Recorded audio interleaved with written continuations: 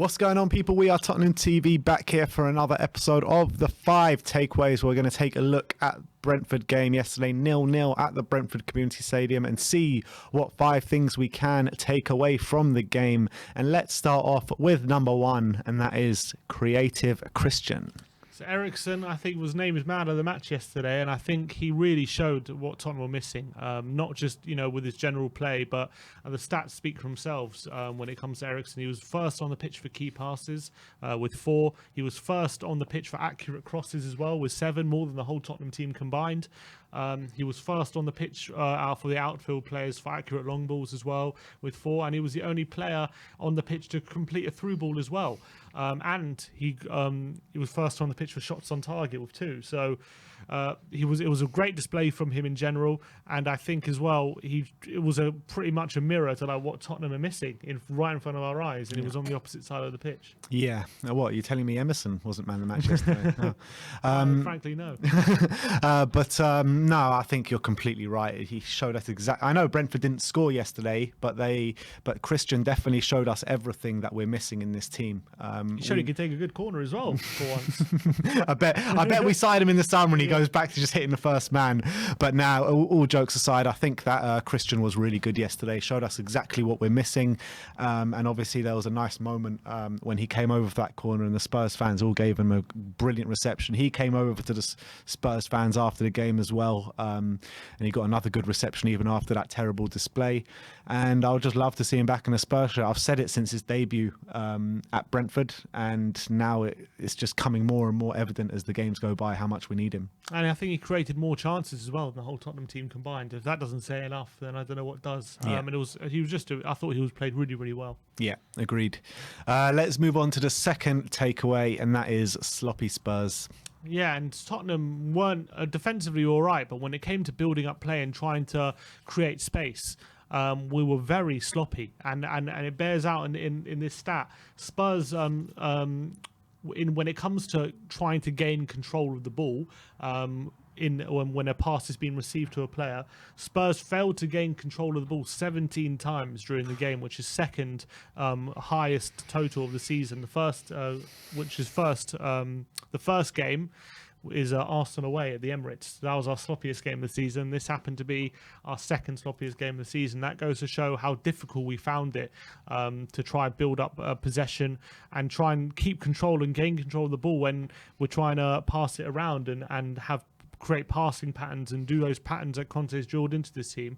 We just weren't able to do that yesterday. Yeah, and it got to a stage this season at some point we were saying, or I was saying anyway, that teams know that they can let us have the ball and there's nothing we can really do to break the other teams down. It's all in front of them. It's all exactly. And then it got to a stage as well, again, when Conte seemed to turn it around and we seemed to like build play up to the back, progressing the ball really well, scoring loads of goals.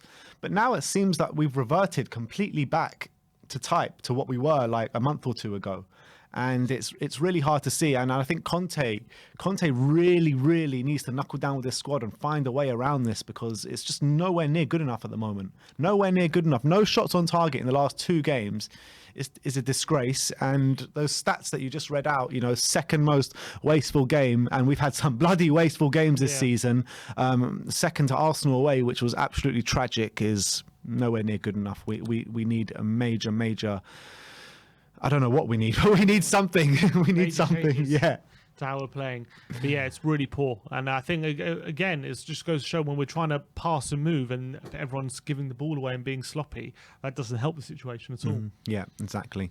Let's move over to the third takeaway, and that is missing the target. So for the second consecutive game, we have had no shots on target. I think I read a stat out of 18 teams this season to have not had a shot on target, 4 of them. 18 times a team has not had a shot on target in the Premier League, 4 of them have been Tottenham. We've after going 14 consecutive halves, scoring a goal, which we did between Leeds away and Brighton. We've now gone 4 consecutive halves without a shot on target, let alone a goal. And I think maybe Conte, something's happened where the teams have found out and are finding us out and adjusting their tactics to play us, or something's changed, especially with Harry Kane, who's definitely not coming as deep as he was. Something needs to change, but to have second consecutive game without a shot on target is really worrying, considering how clinical we were and how many goals we were scoring before that. Yeah, and I mean, like you got teams like Norwich, Burnley, teams fighting at the lower end of the table that don't have anywhere near what we have going forward, and they seem to create a few chances, a few shots on goal every game. I don't get how you can go through a 90-minute game of football with Kane, Son, Kulusevski in the team and not get a shot on target. It baffles me. It doesn't make sense. No, and that is really worrying that we happened once and you think it's a blip, and yet we weren't able to learn our lesson from it. And hopefully we have to learn quick, because the games are running out and the race is getting tighter and tighter for top four, and we have no time at the moment to learn from lessons. We have to start producing on the pitch as soon as possible. Yeah, and I've said it in a number of videos already today, but if you looked at the game yesterday, you didn't know who the manager, you would assume Nuno was the manager, because it's carbon copy displays, to be honest. Let's move over to the fourth takeaway, and that is wing-back woes. I seem to be doing one on wing-backs every single week at the moment, or the way they're playing. But you should have to find a different word for woes every week. Exactly. Session obviously came in for Reguilon. He had a chance to kind of stamp his place into the first 11 and didn't quite take it. Emerson obviously produced what Emerson always does, which is a really poor performance, but 0 completed crosses again for the second consecutive week from both wing backs. Sessignon attempted 8 crosses throughout the game, none of them being successful. Emerson only attempting 1, not being successful. Dribbles, 1 dribble between the two. That was from Emerson. Apparently he completed 1 dribble, and Sessignon didn't complete any dribbles. Key passes, Emerson got 1 key pass off, Sessignon didn't get any. But when there's so much emphasis on our wing backs, when the midfield is clogged up and we're outnumbered, the numbers are really, really poor, and they demonstrate how poor they have been over the past couple of weeks, and and I don't see it improving anytime soon with their quality. Yeah, but the fact of the matter is, if the manager knows how poor these wing backs are, and I'm pretty sure he does know how poor they are, you have to figure out ways to change it. You have to either change the formation or put attacking players there. He's done it before, put wingers in the wing-back positions. So you either have to do that, or you have to go to a 4 at the back or something, because we can't keep persisting with this. We can't, because we're going to end up not having any shots on target for the rest of the season. I mean, as long as we're relying on the wing backs, that's going to be the case. And teams know all they need to do is clog up the midfield and man mark Harry Kane out of the game, and we got nothing to do. If they can't dribble and they can't cross, and they go and also in terms of shots on target, they had 0 shots each as well. If they're not doing any of those things, then what are they doing? Exactly. You know what I mean? Exactly. They need to be doing a lot more. 100%. Which moves us on to the last and final takeaway of the episode, and that is advantage lost. Yeah, so 2 weeks ago, Villa away, winning 4-0, put us in a 3-point advantage. We're going into Brighton to go 6 points clear.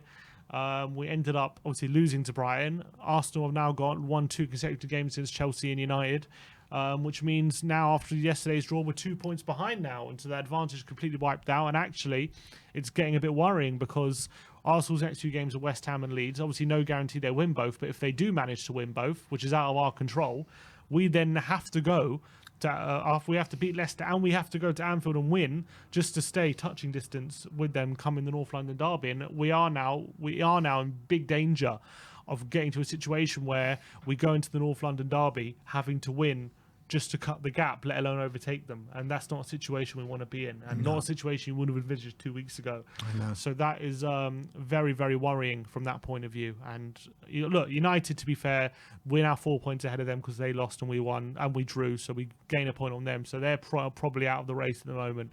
But in terms of us versus Arsenal, we had an advantage, and now Arsenal have the advantage, and that's the most disappointing thing. Very disappointing, and I think that's what's made this top 4 race even more tense, because it is against Arsenal, and to lose that advantage to them after doing so well to gain the advantage after they had the advantage makes me think that obviously it's a very bad situation to be in, but it makes me think that there could be a few more twists and turns left in this top 4 race. I mean, when I'm looking at Arsenal, taking my Spurs hat off and, you know, just being completely impartial, it doesn't look like Arsenal present chances for you. And Chelsea, and they've been extremely lucky in this Chelsea and Man U game. So it does tell me that there is potential for Arsenal to drop points from now until the end of the season. But we need to do our job as well on top of that, and we're just not doing that at the moment. And the problem is it's not in our control now, so it's not in our control. If Arsenal Well, it is if we win all our games, isn't it? If we win it, then we have to be winning at Anfield, though. That's going to be difficult, man. Well, Eric Dyer, did you hear him after the game? So he's all still in our control. It's in our control. We've still got them to play. He didn't seem too worried. You don't want to be going to that Liverpool game needing a win. That's the problem. Of course. And the problem is as well, if we would have gotten that draw against Brighton instead of losing, we could have gone into that Liverpool game only needing a draw to keep pace and going to a North London derby with the ability to win that, to overtake them. But now we have to win it. If they win their 2 games, we have to win. So that draw, actually, as much as it seemed irrelevant at the time, it could prove costly. Well, all right, that is our 5 takeaways. Let me know in the comment section below what your thoughts are on our takeaways. And if you have any other takeaways, put them in the comment section below. Thank you, everyone, for joining us today. Like, subscribe, and comment. And as always, come on, you Spurs.